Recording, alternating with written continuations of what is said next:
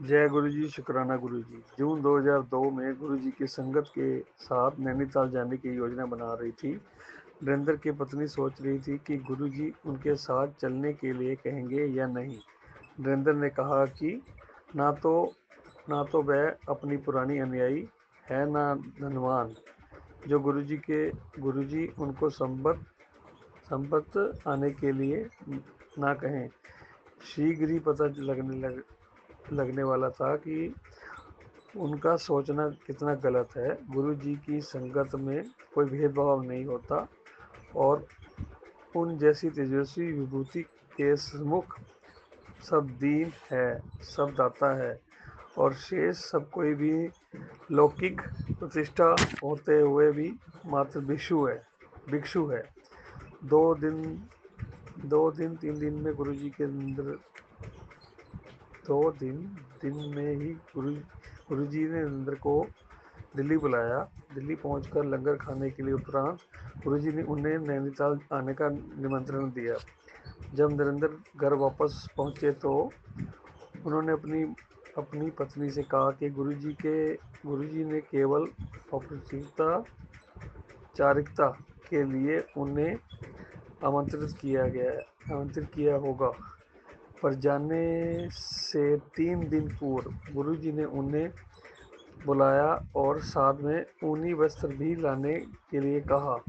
गुरु जी ने नरेंद्र के समस्त भ्रम दूर कर दिए थे। नरेंद्र कहते हैं कि उनको आपके जीवन के बारे में सब ज्ञान है।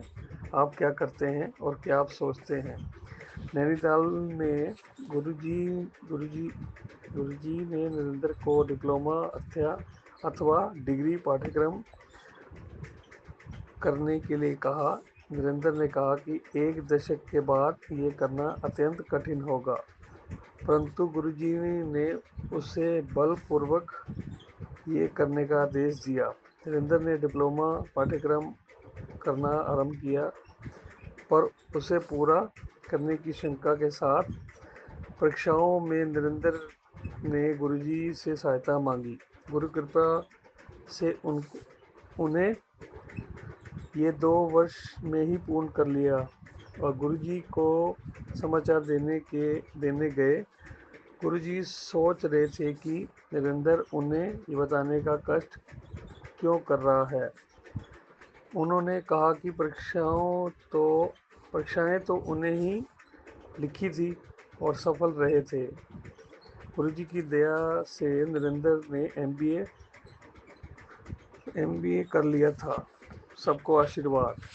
गुरुजी सबको अपना आश्रय प्रदान करते हैं। उन्हें भक्त के भूतकाल से कोई अभिप्राय नहीं है। उन्होंने उन्हें पावन पवित्र विचार की कोई भी आवश्यक नहीं है। ईमानदारी से किया हुआ स्वावलोकन अधिक लाभप्रद होगा।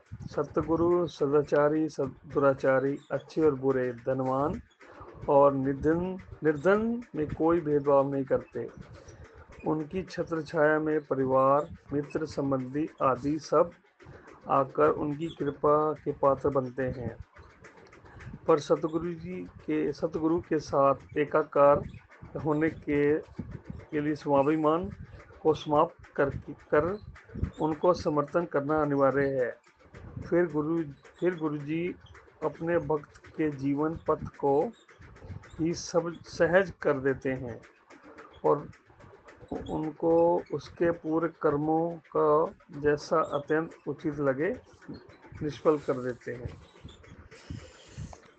नरेंद्र के भाई सुनील शिव के परम भक्त हैं और दोनों कोई भी अमरनाथ यात्रा पर चुके हैं साथ जा चुके हैं। 2009 के जून मास में सुनील फिर से अमरनाथ यात्रा पर गए थे। एक स्थान पर भूस्खलन हो रहा था।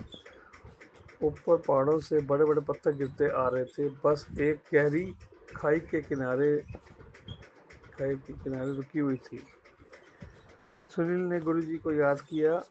उनका चित्र निकालकर ऊपर उसके ऊपर जल डाला, उस जल को उस दिशा में छिड़क दिया जिधर से पत्थर गिर रहे थे। भूस्खलन बंद हो गया और सब यात्री को नव जीवन मिला। उसके पश्चात जब सुनील गुरुजी के दर्शन के लिए दिल्ली गए तो गुरुजी ने उन्हें संगत को एक नया अनुभव सुनाने को कहा। उनके जीवन की रक्षा करने के लिए गुरुजी ने अनेक यात्रियों को जीवन दान दिया था। ये पहला अवसर नहीं था जो गुरुजी के जीवन को जीवन दान दिया था। वर्ष 2000 में सुनील के अपेंडिक्स की शल्य क्रिया हुई थी। उसके पश्चात सुनील को मूत्र नहीं आ रहा था। ये गंभीर था। इससे संबंधित उदर शूल उनसे सहा नहीं जा रहा था। चिकित्सकों के अनुसार उनकी सब कठिनाइयों का मूल उनकी मानसिकता थी और उन्होंने वैलियम गोलियां खाने को कहा, किंतु स्थिति में कोई भी सुधार नहीं हुआ। जब सुनील चंडीगढ़ में गुरुजी के पास गए थे, उन्होंने 17 गिलास चाय पिलाई और 2 लंगर कराए। जैसे सुनील जाने को तत्पर हुए, गुरुजी ने 1 कप चाय पीने को कहा। सुनील पहले ही इतनी तरल लेने की स्थिति में नहीं थे। अंततः गुरुजी वह चाय अपने सामने ही पीने के लिए कहा। वह बोले कि अब सब ठीक हो जाएगा। बाहर जाते ही सुनील ने मूत्र किया। 10 मिनट तक उस दिन में उन्हें समस्या पूर्ण नहीं हुई। गुरुजी द्वार आमंत्रित चाय ने वह किया जो चिकित्सकों की औषधियां नहीं कर पाई थी। 1997 में संबंधी की बेटी मधु अस्वस्थ हो गई। उससे कुछ स्नायु संबंधित समस्या थी और उनके उदर पक्षाघात हो गया था। जब गुरुजी की अनुयायी थी, चिकित्सा के लिए जाने से पूर्व उनके गुरुजी के दर्शन करने चाहे। उसे चंडीगढ़ लाया गया और बाहर एक खिड़की के पास बिठाया जहां से वे गुरुजी को देख सके। मधु ने रोते हुए प्रसाद के लिए प्रार्थना करी। गुरुजी ने उसकी आस्था की परीक्षा लेने के लिए उसको सबसे अंत में प्रसाद दिया। उन्होंने उसको पटियाला व राजेंद्र चिकित्सालय में प्रविष्ट करने को कहा। 2 सप्ताह वहां रहकर उसके स्वास्थ्य में सुधार हुआ। चिकित्सालय से निकलकर पुणे गुरुजी के दर्शन के लिए आई। उसके शरीर में एक बोतल लगी हुई थी जो गुरुजी ने निकलवा दी। चिकित्सक आश्चर्यचकित थे। उनके अन्य रोगियों को भी लाभ नहीं हुआ था, किंतु वह 3 सप्ताह के उपचार के पश्चात स्वस्थ हो गई थी। सतगुरु के दर्शन में पुणे दिव्य चिकित्सा का कार्य किया था। गुरुजी की महिमा एक अन्य संबंधी पर हुई थी। जब गुरुजी चंडीगढ़ में रहते थे, लंगर मंडेर कोटला से आता था। कुछ परिवारों को लंगर बनाने के लिए कार्य दिया गया था। नरेंद्र की मामी गुरुजी के पास कुछ चपातियां बनाकर भेजना चाहती थी। इस मनोरथ को व्यक्त करने के अगले दिन ही भिखारी उनके घर आया। उसने भोजन मांगा, किंतु उन्होंने मना कर दिया। भिखारी ने कहा कि पिछली रात को तो लंगर की बात कर रही थी, अब चाय भी नहीं दे सकती है। उनको इसका तात्पर्य फिर भी समझ नहीं आया। वह उसके लिए चाय और 2 लड्डू लेके आई। भिखारी ने उनसे सब कुछ मांगने के लिए कहा। उन्होंने कुछ भी मांगने के लिए कहा। उसके कथन को भी समझ पाने में असमर्थ वो बोली, उनके पास गुरुजी के कर दिया हुआ सब कुछ है। भिखारी ने तुरंत कल्याण होगा कहा। मामी जी भिखारी को शांति से खाने देने के लिए छोड़कर घर के अंदर चली गई। थोड़ी देर बाद उन्होंने देखा कि भिखारी चला गया था और गिलास वहीं रखा हुआ था। भिखारी ने अचानक अदृश्य होने से समाव्यत समान्यत वह पैसे मांगे बिना नहीं जाते। उनको आभास हुआ कि गुरुजी ही इस वेश में आए होंगे। नास्तिक पर कृपा। जनवरी 2008 में गुरुजी के पिताजी की अवस्था बिगड़ गई। नरेंद्र को भी उनकी देखभाल करने के लिए उनके पास भेजा गया। उन्होंने मलेरकोटला के सार्वजनिक चिकित्सालय में दिखाया गया। उनके चिकित्सक डॉक्टर गुरविंदर को गुरुजी के विषय में बताया गया, पर उन्होंने इसमें कोई रुचि प्रकट नहीं करी। गुरुजी ने नरेंद्र को डॉक्टर गुरविंदर के साथ 1 घंटा का सत्संग करने के लिए कहा, पर चिकित्सक ने मना कर दिया। गुरुजी ने फिर नरेंद्र को चिकित्सक के समय नियुक्त कर मिलने के लिए बोला। नरेंद्र की बातें सुनकर चिकित्सक भी अलौकिक पर विश्वास करने से बिल्कुल मना कर दिया। कहा कि सबक उत्तर विज्ञान द्वारा किया जा सकता है। फिर गुरुजी चिकित्सक को अपने मार्ग पर लाने के दृढ़ संकल्प थे। उन्होंने नरेंद्र को चिकित्सक को दिल्ली आने के लिए निमंत्रण देने के लिए कहा। गुरविंदर ने मना कर दिया, पर जैसे ही विधि की इच्छा और दिल्ली में आयोजित सब समारोह आना पड़ा। डॉक्टर गुरविंदर 2 दिन गुरुजी के संगत में आए। अगले दिन ही गुरुजी ने उन्हें वापस भेजा और उन्हें कहा कि मलेरकोटला 5 घंटे में पहुंच जाएंगे, जबकि दिल्ली से वहां तक 7 से 8 घंटे का मार्ग है। गुरुजी के कथनानुसार पर जब यात्रा में 5 घंटे ही लगे थे, उनको बहुत अचंभा हुआ। दिल्ली में गुरुजी ने नरेंद्र को चिकित्सा से संपर्क स्थापित कर उनसे उनकी बेटी की कुशल क्षेत्र पूछने को कहा। जब नरेंद्र ने गुरुजी के कारण पूछा तो उन्होंने बताया कि मानसिक रोग से पीड़ित है। नरेंद्र ने गुरुजी की इच्छा पर अनुसरण किया। चिकित्सक ने पूछा कि वह उनकी बेटी के बारे में जानने को उत्सुक है। नरेंद्र ने जब गुरुजी को बात बताई तो चिकित्सक ने माना कि दिल्ली में गुरुजी की संगत आने के पश्चात 95% सुधार है। यद्यपि चिकित्सक अलौकिक में विश्वास नहीं करते, फिर भी उनकी बेटी स्वस्थ होने के मार्ग पर थी।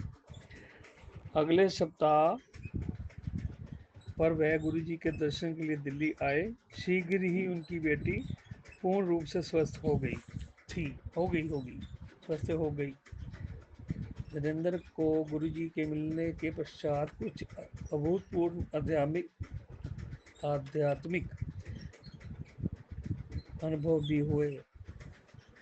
उन्हें केवल गुरुजी के अलौकिक रूप के दर्शन हुए, उनकी धार्मिक प्रवृत्तियों में भी परिवर्तन हुआ।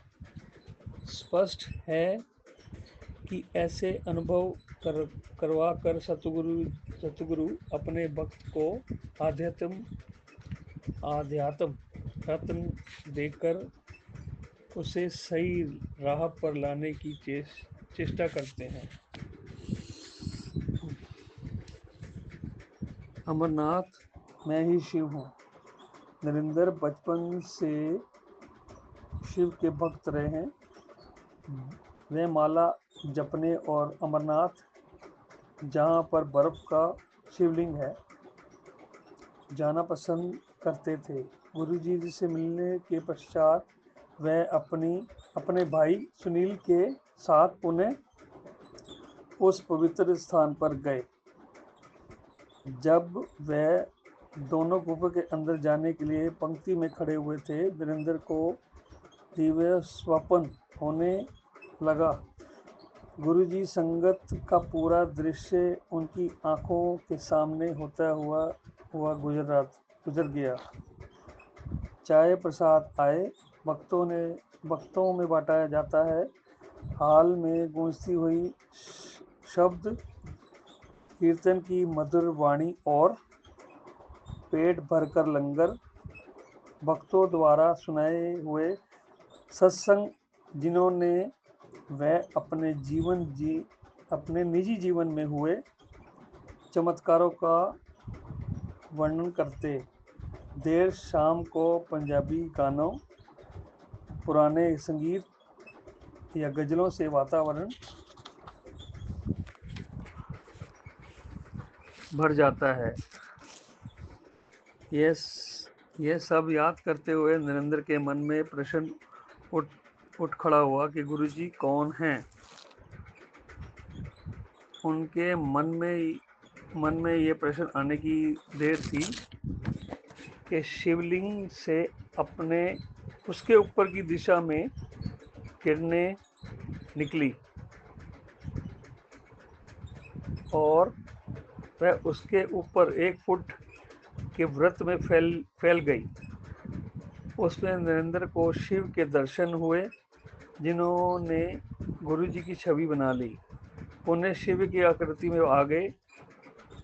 नरेंद्र के कान में एक ध्वनि गूंजी, मैं शिव हूँ, मैं सब कुछ हूँ। पूरी गुफा में गुरुजी की गूंज फैल गई, जिसका आनंद नरेंद्र के छोटे भाई सुनील ने भी उठाया। उसी दिन उनके लुधियाने वाले घर में पत्नी को एक स्वप्न आया। उसने गुरुजी को हाथ में त्रिशूल लिए नदी पर बैठे देखा। केवल 3 माह तक गुरुजी के पास जाने के पश्चात स्वर्गकर्ता गुरुजी के भक्त को अपने वास्तविक रूप से परिचित करा दिया था, शिव। गुरुजी ने एक अन्य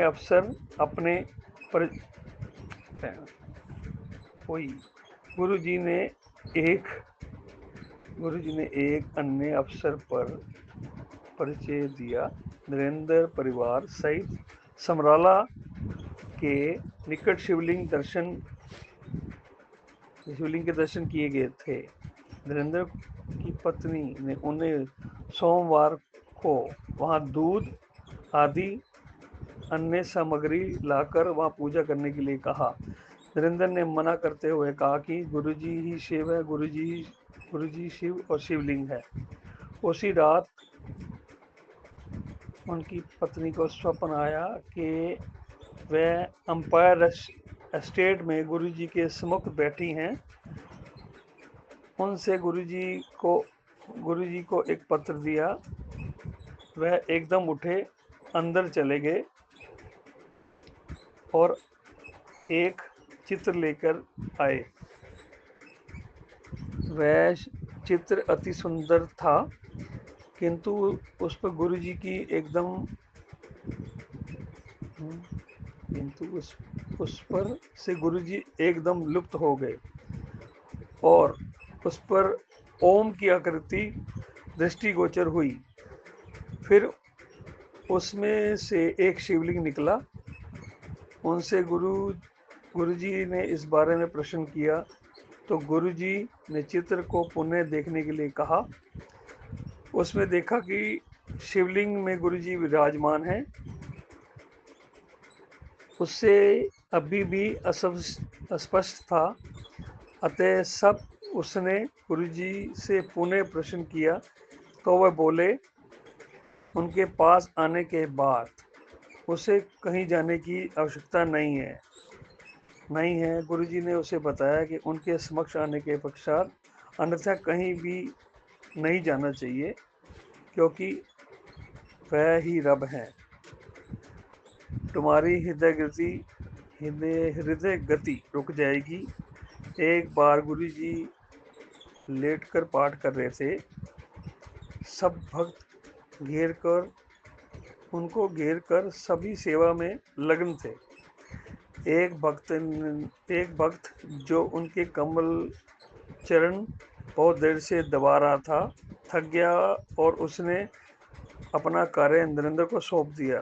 नरेंद्र प्रसन्न होकर गुरुजी के पैर दबाने लगे। उन्हें